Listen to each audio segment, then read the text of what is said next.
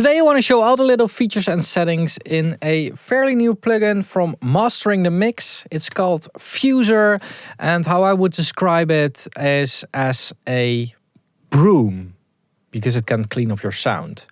So let's get started.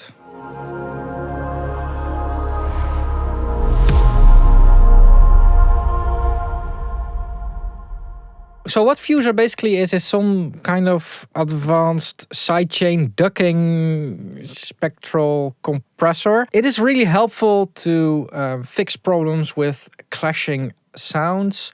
However, my personal opinion is that plugins like these are a lot of times overused, and they are usually used to fix problems and not to make great recordings sound even better. If you have a better way of fixing the problem that you want to fix with this, for instance by miking the instrument different or changing something in the settings or whatever, that's usually a better way. This really is to fix a symptom, not a cause. So just so you know. Anyway, how this works, how this is intended to be used is as the last plugin in a chain on the channel that you want to carve out. So you have a channel that is conflicting, that needs to be in front, and you have a channel that needs to be in the back. So you want to carve out the frequencies of that channel, the channel in the back. So that is the channel that this needs to be inserted on. And then you use the sidechain input, depending on how your DAW works, to send the signal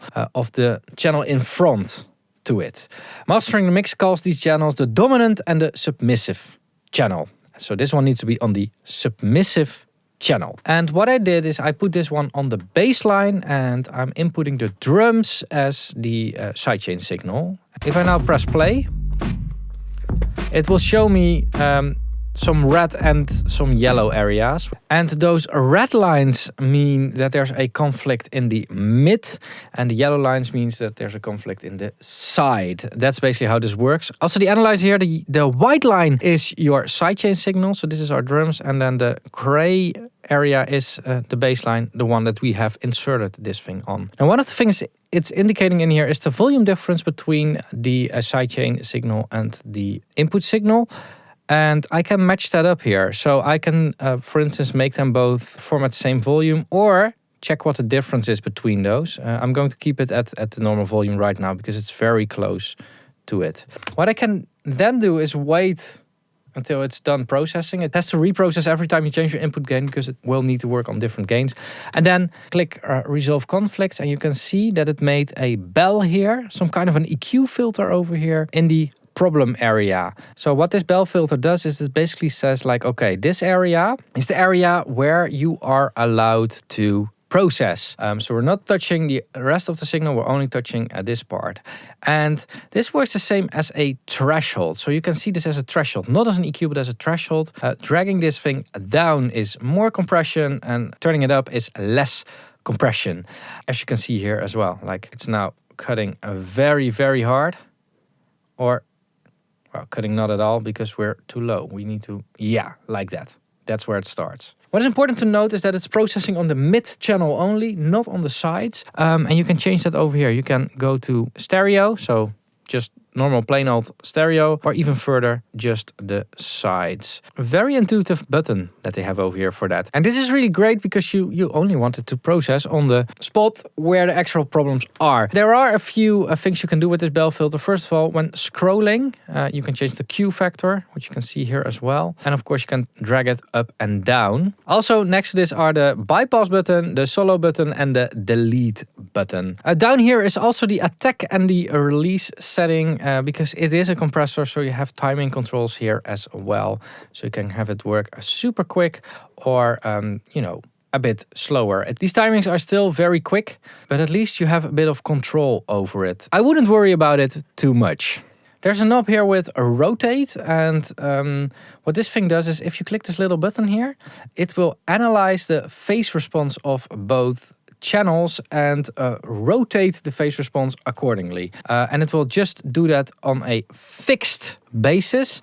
And this is great for when you are working with multiples of the same signal. For instance, multiple kicks, multiple snares, all that kind of stuff. You can then have this plugin rotate the signal so that it phase aligns better. With more complex stamps, for instance, what I'm doing, a full drum kit and a bass line, it doesn't make a lot of sense to do it, and that's also why it gives this slight rotation, because there's basically not a lot to really rotate about it. Connected to this phase rotation are these phase filters, so we can choose to, for instance, only rotate the lower frequencies. It looks at first as if this is a normal EQ filter or something, but this is actually just for where the phase rotation knob is functioning, and that's also why it lights up when you mouse over it. So we can choose to just align the low frequencies as I'm doing right now. Now, a hidden feature in here is clicking on the rotate knob, and if you click on that you get into the match knob, and a match is doing active phase alignment wizardry, which isn't a very good idea to do. Like, listen.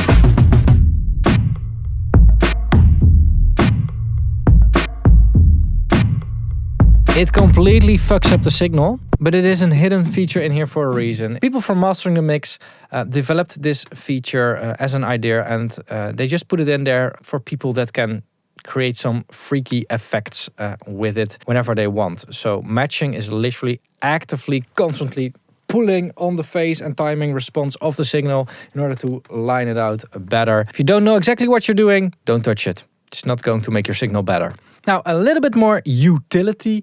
On our left, we have our input meter that is in LUFS. And we can select our momentary, short-term and integrated measurement and then see the number attached to it. So you can imagine that this number is different from this one.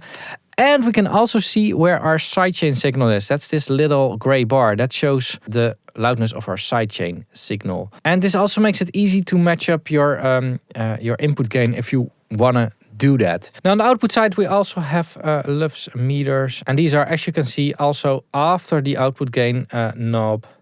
Here, if we drag it down, the momentary gain immediately falls down. And it's great that they're doing this in LUFS, because this makes it easy to basically equalize the gain between the input and output. There's no auto gain in here, but I think after processing it's pretty easy to match it up yourself. Like, we are going to need like, I don't know, 5 dBs or something now to kind of get the same LUFS number on the in and output. Like that. So it's very easy to make it a unity gain. That's basically what we're trying to do here. A few extras that are on here. We've got an A/B mode. So you can press this little arrow to copy our settings from A to B. And we can then change our setting a little bit here. So now we have 2 settings.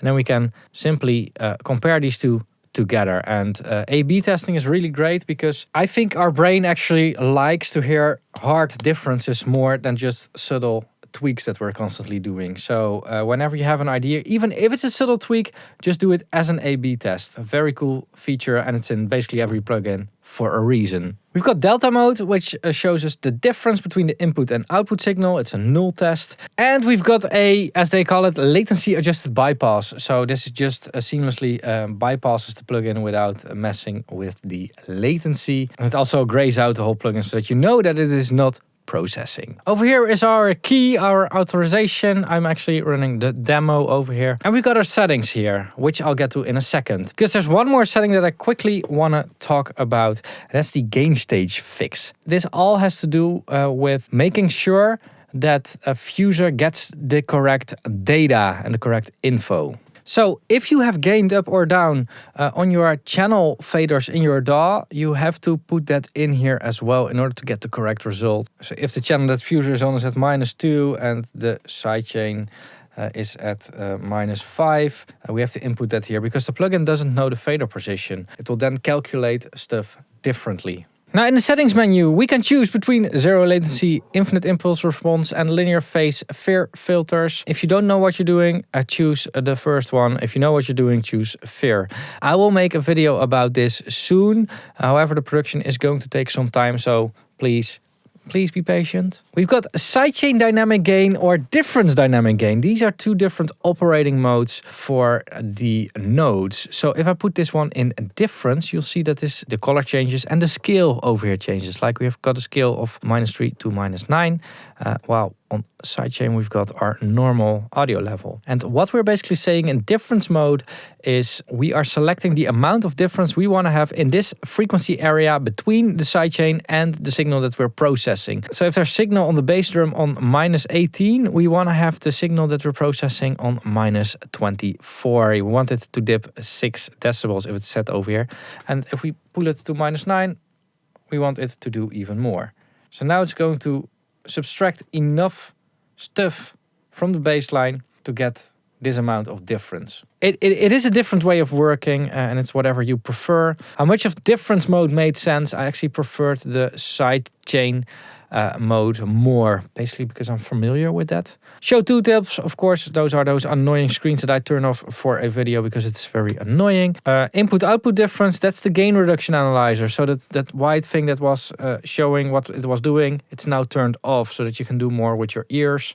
I just keep it turned on. Sidechain engaged. If you turn this off, it will become a boring, normal spectral processor. So now it's just a boring dynamic spectral processor, EQ, whatever these things are called. I don't...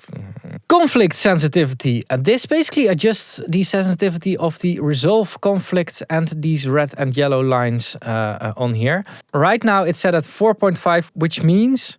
And this one is a bit difficult to understand. I fully get it because it took me a little while to understand it as well. But as soon as there is less than 4.5 dB difference on a frequency between the input signal and the sidechain signal, when there's this less, so when they get too close in gain, it will register it as a conflict and it will go into the conflicts algorithm and it will create a red line. And if you make this bigger, it gets more sensitive, and if you make this less big, it gets less sensitive. Just keep it at 4.5 decibels, and only if you really need it, change it. I didn't find a reason to change it. So it's just in there because they want to give you all the control you need. And these are settings for just in case in those 1 out of 100 times that you need it. Phase rotation analysis time, that's basically for the analysis of the phase rotation here. How long it needs to analyze the phase rotation.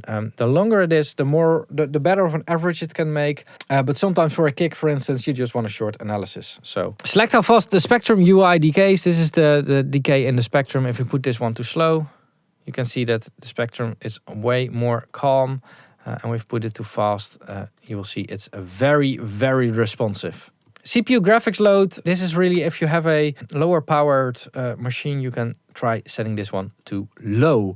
And that's basically all that is in FUSER, and all the little settings and secret things and whatever that's in there. Again, I don't do a lot of audio demos in my tutorials because I want you to understand the plugin and work from there, create something cool from there. If I'm going to process audio, the settings that I'm making are only for that piece of audio at this particular moment in time. I want you to understand what the settings actually do and mean, instead of knowing what settings I used on a completely different track. Like, that's absolutely not important. I hope this video helped you out. I'll put a link to FUSER in the description down below so you can check it out if you don't have FUSER already. If it's an affiliate link, it will be in brackets. If you like my videos and want to see more of them, then your support is welcome. So make sure to check out my general affiliate links in the description down below. I'll link them over here as well. Thomann, Sweetwater and Plugin Boutique. And please use them for your next purchase, because if you do, a little bit of your purchase gets kicked back to me and you're not paying anything extra. So huge thanks for doing that. If you want to unlock all the tutorials, consider becoming a channel member. And if you just want to watch more videos, link an interesting video over here. Or just check out a different video on the platform. Whatever. Thanks for watching, keep pushing, and bye-bye.